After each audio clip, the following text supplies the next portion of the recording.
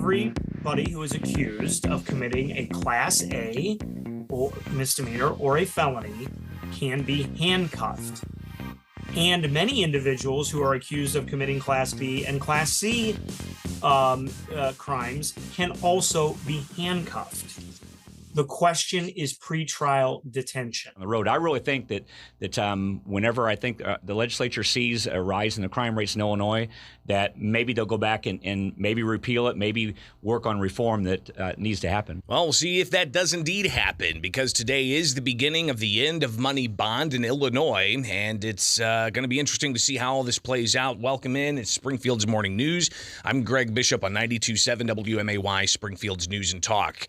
So the way we got to where we're at today, September 18th, when the Illinois Supreme Court ruled the Pretrial Fairness Act as constitutional, saying that it can be implemented September 18th, that's delayed more than 9 months from when it was supposed to go into effect on January 1st of this year. But how do we get here? You got to rewind all the way back to 2020, when, of course, we had the COVID-19 pandemic. The governor issuing stay-at-home orders, certain businesses not allowed to stay open, and then we had the summer of civil disorder across the country, and that was after the death of George Floyd and all of the controversy around that. But then you also had the ongoing questions about police interactions with the community, and it's got to a very loud pitch in the summer of 2020.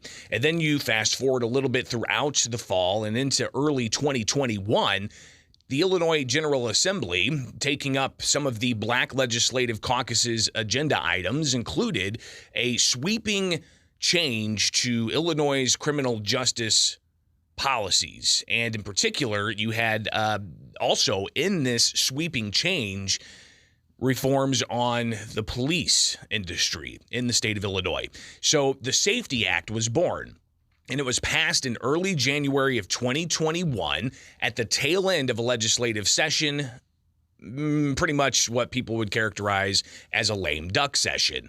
And if you recall, the SAFETY Act originally passed, and that's the Safety, Accountability, Fairness, Equity Today, SAFETY Act.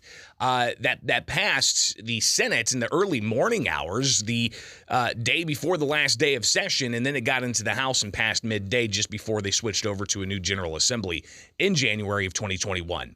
So it had all kinds of things in it. Of course, body camera requirements for police, restricting what kinds of holds police can do on a criminal suspect, a variety of other things, including the issue of allowing for anonymous complaints to be filed against police.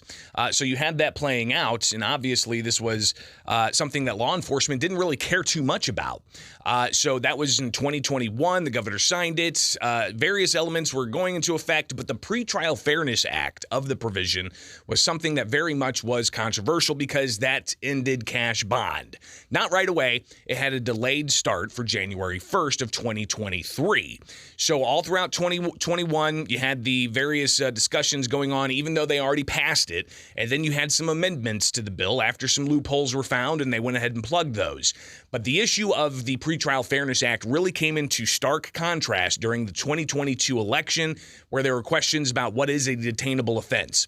A lot of people, including law enforcement, saw this as a very relaxed type of criminal justice policy that wouldn't have allowed for people who were even charged with arson, for instance, to be held pre-trial. So there was a discussion in the 2022 election. By the end of 2022, you had the Democrats at the State House amend it further to make the net of detainable offenses much more broad, so it would indeed guarantee, in changing some language as to who could be held pre-trial. They did that. They shored that up, made the definitions more clear, so everybody understood that more violent crimes could be could lead to people being held in jail pending trial. But regardless, money bond is over. And that was part of the final determination when they passed the most recent amendments in 2022. Then comes 2023. We're all looking at January 1st to be the implementation date, but weeks before, you had 60 plus states' attorneys from across the state sue to essentially block this law from being implemented. A Kankakee County judge said it's unconstitutional on several grounds. Number one, they say it violates the separation of powers, the legislature dictating to the courts what to do, and also had some Victims' Bill of Rights questions in there that the Kankakee County judge highlighted. But the Supreme Court went ahead and said you can't have 60 plus counties not implementing this January 1st. So they put the entire provision of the Pretrial Fairness Act on hold while the Illinois Supreme Court dealt with this. So then you get into them having the hearing, and that happened in the spring. And then all of a sudden, 2 months ago to the day today, the Illinois Supreme Court upheld the Pretrial Fairness Act. And then they said in 60 days, it's going to be implemented September 18th. So that's where we're at right now with the Safety Act. We'll hear from those who support the measure. Then we'll hear from those who have concerns. That's next here with Springfield's Morning News on 92.7 WMAY, Springfield's News and Talk. You're innocent until proven guilty. And as a criminal defendant, you have that right of that presumption until, of course, a jury trial, if that's what you request. And then, that can go either way. Of course, you got to convince the entirety of a 12-person jury if it's a criminal case. But regardless, you're innocent until proven guilty. And the impetus behind the Pretrial Fairness Act really focuses in on that and says nobody should essentially be lingering behind bars on a non-violent arrest if they can't afford to bail themselves out with monetary bail. So instead, conditions can be put on people if they're going to be released. And for lower-level nonviolent first offenders, that's going to be the case starting today with the end of cash bail. But you've got the proponents and those with concerns still sharing their feelings on where we're at with this. Madeline Baer, she's with Chicago Alliance Against Sexual Exploitation. She held a roundtable of sorts, a virtual roundtable, to talk about how this is a good measure. The Pretrial Fairness Act is a good measure for those victimized by gender-based violence or domestic violence. And here's some of how she says this is actually going to be good for those who are victims of this type of crime. Across our communities. So it's something we've really seen, unfortunately, victims of crime being used as a reason to oppose this reform, rather than, frankly, our community and our expertise being recognized and celebrated as part of this work. Like I said, accountability and justice can come from the criminal legal system, but it could also come from a variety of different places. There's also going to be improved notification requirements towards victims. So under our law today and everything prior to September 18th, states' attorneys have not been required to notify victims of these initial hearings. This will change on September 18th, as that hearing is no longer exempt from the list of all court proceedings that victims are to be notified of under the Rights of Crime Victims and Witnesses Act. Victims are also entitled to notification about the ability to get protective orders in court at the time of these hearings and any future court hearings on this matter. So this is new. Victims have, always been able, I should say, to petition for protective orders at these hearings, but the state is now required to notify victims of the ability to petition for these orders. So these are just some of the things that they say the advocates for those who are victims of domestic or gender-based violence were able to essentially get into the Safety Act and the pretrial fairness provision beginning today. These are things that they say are going to help those domestic violence victims. Eric Reinhardt, Lake County State's attorney, he was part of that news event, and he shared his thoughts as to some of the critics out there of the Safety Act as a proponent. Everybody who is accused of committing a Class A or misdemeanor or a felony can be handcuffed. And many individuals who are accused of committing Class B and Class C crimes can also be handcuffed. The question is pretrial detention. And pretrial detention only starts when you see a judge. So the offenses got split into detainable and non-detainable at the moment of seeing a judge. Detainable and non-detainable means what are the options that a judge has in front of her or him as she or he thinks about trial. It is not a law enforcement term. At the same time, what I will be honest, I think, and I don't mind saying this, is a much smaller reform.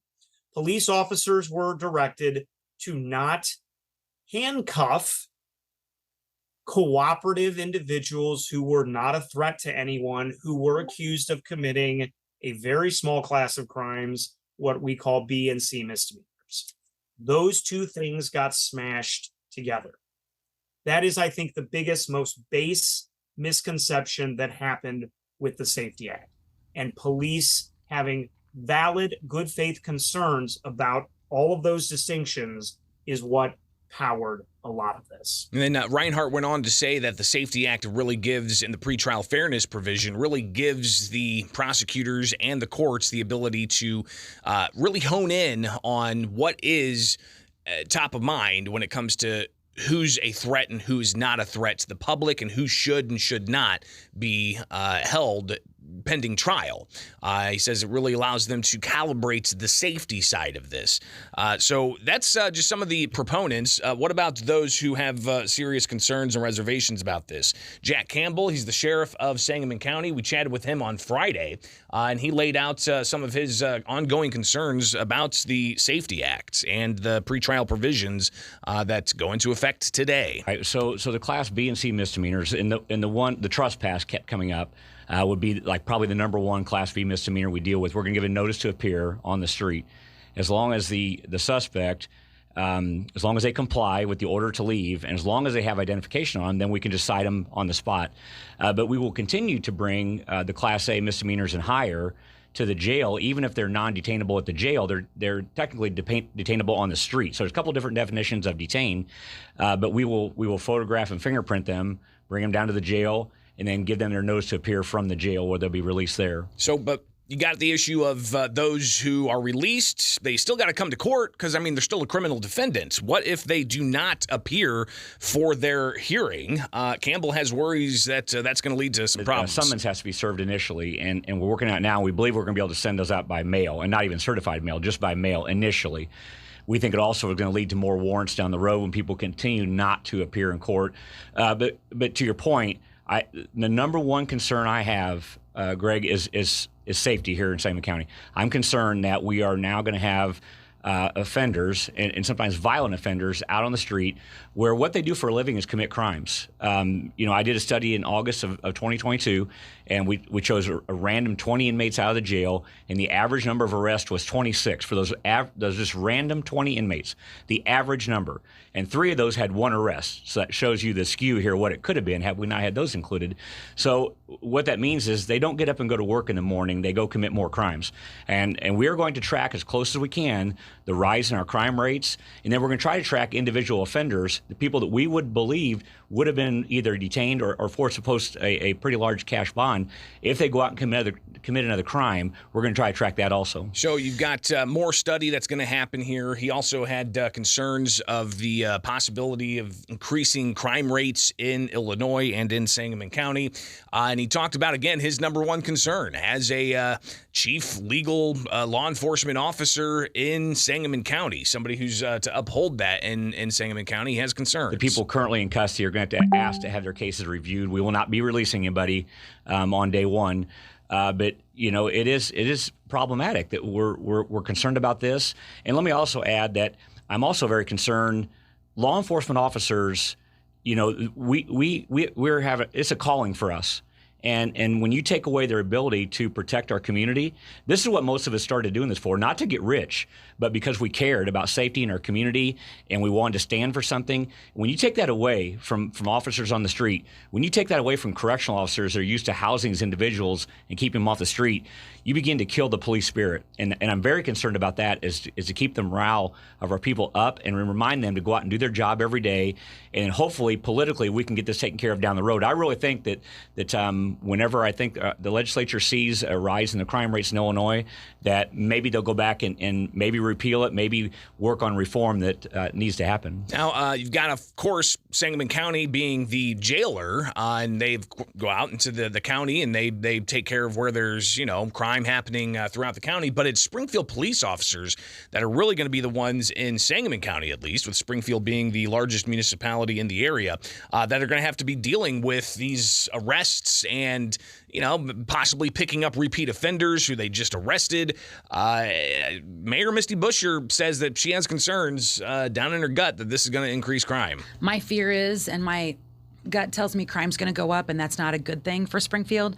As the mayor, I want our citizens and our visitors to feel safe, and so crime does not equal safety. Yeah. Because of that, I did hold a meeting, as I told you earlier, with the sheriff's department, the state's attorney's office, the jail, my police department, and my legal department, so we could all be on the same page and talk about the Safety Act, because it is a big, big change.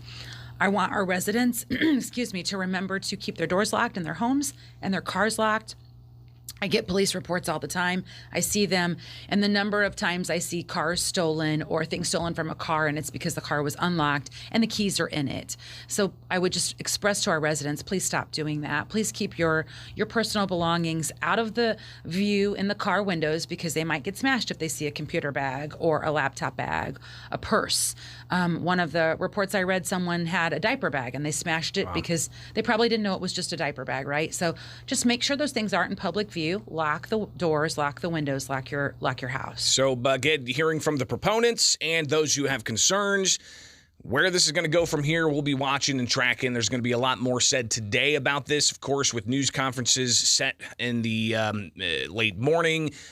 Those proponents are going to be at the State House talking about the positives of the Pretrial Fairness Act. Then you have others who are going to be reacting to all of that throughout the day. So we'll be tracking this.